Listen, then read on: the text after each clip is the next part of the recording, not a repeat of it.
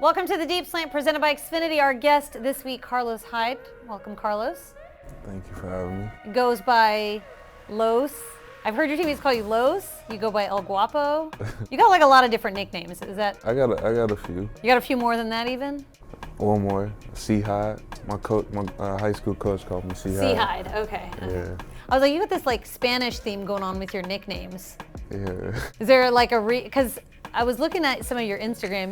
Your captions are even in Spanish too. Some of them. Yeah. Is that because you're El Guapo or was that before El Guapo? Kind of both. But I know a lot of Spanish. You know a little Spanish? Yeah, I learned some words. You did? Yeah. Where did you learn Spanish? Just Just like along the way in life? Yeah, along the way, yeah. You've told the story about how you came up with the El Guapo nickname. Yeah. So you basically, it was in college, right? You were at Ohio State and you're reading an article. Yep. And okay, so my question is this, because I've not heard you explain this. Why was somebody writing an article about you and calling you handsome? It wasn't just about me though. It was about other running backs too. They was giving running backs nicknames. Okay. And my nickname was El Guapo, but I don't think they. Do you know why? But I don't think they was calling me El Guapo like just saying like he's handsome though. Okay. They was calling me El Guapo from the movie. There's a movie. Oh. And El Guapo is like a villain. Okay. So that's where they was calling me. I feel like Twitter's gonna get really mad at me for not knowing that. Okay, so you're like the villain in a movie. All right, you're also a dad. You had a baby last year, right? Yeah. Is it true that you played in a Thursday night game and then went to the hospital and were there for your son being born? Is that true? Yeah. Well, I was actually at the hospital before the game. You were? You know, and I was trying to decide, do I want to stay for the baby or do I go play the game? Yeah. So you made the decision and you went to the game. You had a great game too, right? Yeah. How did you do? I did all right. I did enough to get us a win. You won. I feel like you scored a couple of touchdowns. Is that right? I scored. Yeah, I scored. Okay. One of the touchdowns got called back, but I scored. Okay. And then were you throughout the game nervous? Like, because you can't check your phone or anything. So you have no idea what's happening, right? I had my phone on the sideline. You were allowed to? Yeah. So you I knew wasn't you were allowed. I gave my phone to somebody and they told them to, just hold it, just check on my phone and if something come up, I'm gonna leave. You're gonna leave. Okay, Yeah. So now you've got a son. He's not El Guapito or anything He like is. that. Is he really? Yeah. Oh, I totally made that up. That's great. What do you Yeah. like as a dad? What am I like? Yeah, what do you like? I think I'm a cool dad. Okay. He's spoiled though. Is he? I give him whatever he wants. He's my first child too. Of course, though, so. yeah, I understand that. And he's a baby though, so I let him get his way right now. But as he get older though, he starts to realize he got to work for what he wants. So. Okay. But as a baby, he can have what he wants. Sure, he's just a baby. Yeah, he doesn't know. All right, the year that you've had has just been crazy. So from week 1 last year, you've had a baby, to week 1 of this year, you've been with 4 different teams, right? Cleveland, Jacksonville, Kansas City, and then here. Yeah. What's that been like for you career-wise? Because you've been through a lot in your 6 years, but what's this whole last year been like for you? Well, getting traded when I was in Cleveland to Jacksonville, that was unexpected. That happened right before the Texans played Jacksonville too, I remember. You were not playing in that game because it sort of happened during the week, right? Yeah, that was the week I got traded. They was playing the Texans. Mm-hmm. But yeah, I wasn't expecting that. I was preparing for Tampa Bay that week, and then I got a phone call saying I just got traded to Jacksonville. At the time, I was salty about it. I was down about it, and then, I was like, I'm going to Florida, so I was kind of happy about that part. Sure. But then I got the Because you went to high school in Florida too, right? Yeah. Okay. I got my grandparents, I got my uncle. They still live there, so I was excited for that part. But then I got there and I was like. It was a lot of running backs in that room, right? Yeah, but it was confusion. I didn't know my role there. Yeah. To me, it wasn't a happy place. So I was counting my days down to get out of there. So you did. So you go to Kansas City for like an off season. Yeah, then I go to Kansas City, and I'm thankful for my time in Kansas City because when I was in Kansas City, it got me back into like a real grind for football. It made me, they got the best out of me there, pretty much. Why do you say that? The way they was working us, the way they worked the running backs there, they be on the running backs, real hard there. It's not, you can't just come in there and have a day off. You got to be on it. So, that prepared me for when I got here. Actually, when I got here, I was ready to go. I was like, when I was in Kansas City, it wasn't like I was just going through the motion. Sure, you were working. Yeah, I was working. So when I came here, I was like, I'm ready to go. Tell me the plays I need to run, and I'm gonna make them work. Yeah, you showed up, and I was talking to Kenny Stills about this too. You guys showed up right before that week 1 game, that weekend before, and then you had really just that week to sort of prepare and get ready. But you were so productive in that first Monday night game. So did it feel pretty easy to sort of transition into the offense? What's it like for a running back to get used to a new offense? Well, I've ran, outside zone when we run here. I've ran it before, so I'm familiar with it. And pretty much all the plays we run here, I've ran before. So it's not like it's anything new to me. Right. Only thing that'd be new to me is the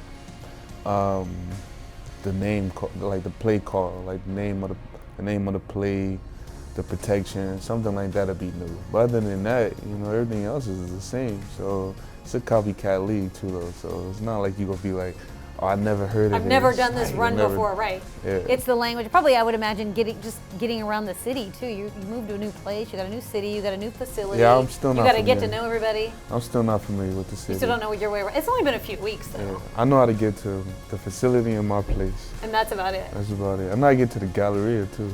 That's important. That's important, getting to the Galleria. I agree. All right, so you've been a lot of fun to watch. Like, everyone talks about your ability to break tackles, and you're just a downhill runner, and you sort of run angry. Is there someone that you watched growing up that you emulate your style after?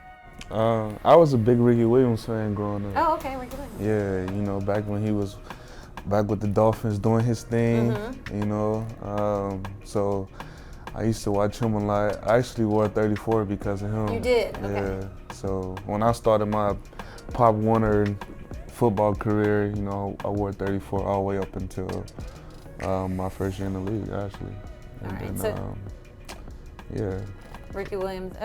You said that you do a lot of different things. You run the ball. You want to catch as well. Do you feel like you were starting to scratch the surface of everything that you can do in this offense? I know that it's still pretty early for you.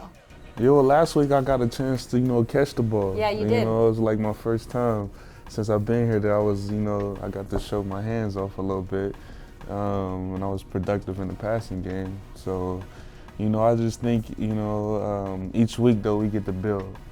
Each week they get to find out more what I can do, and each week, Deshaun get more confidence in what I can do.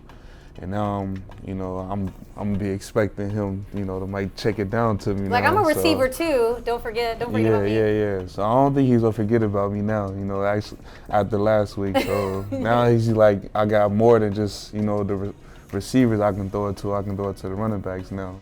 What's it been like getting to know Deshaun? Because you probably saw him from afar, right? I would imagine you've seen what he can do. But what's he like when you actually get to work with him up close? You're in the huddle with him. Yeah, it's been great working with Deshaun though. I've enjoyed it.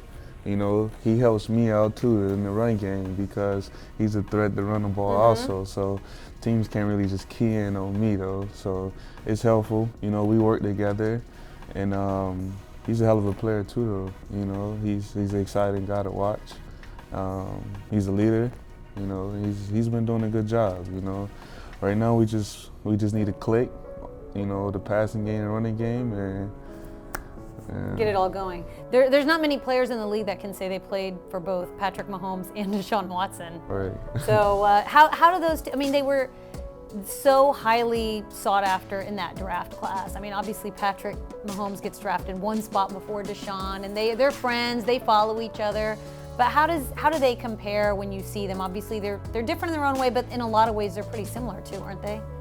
Yeah, I mean, they two young, exciting quarterbacks. You know, they the next big thing. You know, take over this league. You know, Tom Brady. The next generation of quarterbacks, right? Yeah. So, but yeah, they two exciting guys. You know, to play and watch, to play with and watch. Like you said, I got to play with both of them. It was exciting though. You know. You come here and Duke Johnson's here. He showed up maybe a few weeks before you. You played with him in Cleveland as well. You guys had that relationship. How nice has that been that you have someone in the running backs room that you've already had a relationship with before you got here? Yeah, that was cool to come here and you know, already have a relationship with, you know, with fellow running back Duke. Duke's been helpful too, though. You know, he's helped me, you know, learn the offense also. Even though it was new to him too, though. But he kind of knew a little more. He'd had a few more weeks on you. That's about it, right? He knew a little more than yeah. than what I've known. But he's definitely been helpful, and he's another guy though. You know, he run downhill too though. You know, he get his pass down. He run over somebody too though. You lobby for more catches. Does he lobby for more runs? Do you guys kind of go back and because you guys are both you guys are a great 1-2 punch. So I don't really care. You know, I just want to win. You know, just somehow, some way, just get the ball to whoever you need to get the ball to so we can win. You know, that's all I really care about. I don't really be lobbying for more runs or anything, more catches or nothing. Let's win. You know. Your first game as a rookie in San Francisco, you won. It was Monday Night Football. You had a spin move for a touchdown. Yeah, is it true? Right there. Yeah, is it true that you got a call from LeBron James after the game? Yeah, my trainer, David Alexander, him and LeBron, they're like best friends. Okay. And he called me. He was with LeBron at the time, so yeah, I talked to LeBron after the game. But I knew LeBron from college, though. You know, because you guys had that Ohio when I was back at connection. Ohio State, he used to come. He knew you from Ohio State. Yeah, he used to come and talk to us. So, you know, I was already familiar with LeBron. So you weren't like starstruck or anything when he called. You weren't. Nah. What did he say to you? He was saying good game. Just a good game? Yeah, good game. Just like any other fellow athlete would tell you, good game. You know. I thought like as a rookie, that's a big deal. You get a touchdown from a LeBron James. But if I never met LeBron, then I probably would have been like, oh, there's probably some veterans LeBron. in the locker room that it would be a big deal now. Yeah. He called him, and you're a rookie. If you score like a winning touchdown, you have a big game now with the Texans, who's a celebrity that you would be starstruck if they called you?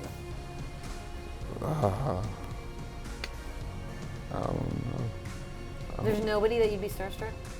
No, I'm not like, yeah, I don't know. Who would you like to get a call from? Who would I like to get a call from? Like another athlete in the league, or a former athlete, or somebody that you like really looked up to that would mean a lot? Ricky Williams? No, I don't know. Cause I would just be like, I mean, I'm not like a super. I'm not like you know, some people are like a diehard fan when they see like certain people. Like, yeah, that's not you. No, I'm just more cool about it. You know, I'm just like, I guess so. I appreciate it. Thank you. You know. If LeBron calls you as a rookie and you don't get starstruck, I guess no one's gonna make you starstruck. Well, hopefully somebody does call you and you have a lot of great games here in the future, Carlos. I'm okay with my mom just calling me. Is your mom? Good game. Well, that's the perfect answer. Yeah. He wants his mom to call him. All right, Carlos, thank you so much. Hopefully your mom calls you a lot this season after some big wins. She does. She called me out there every game. Thanks, Carlos. Yeah, no problem. Have a question you want me to ask our players? Leave it in the comments below.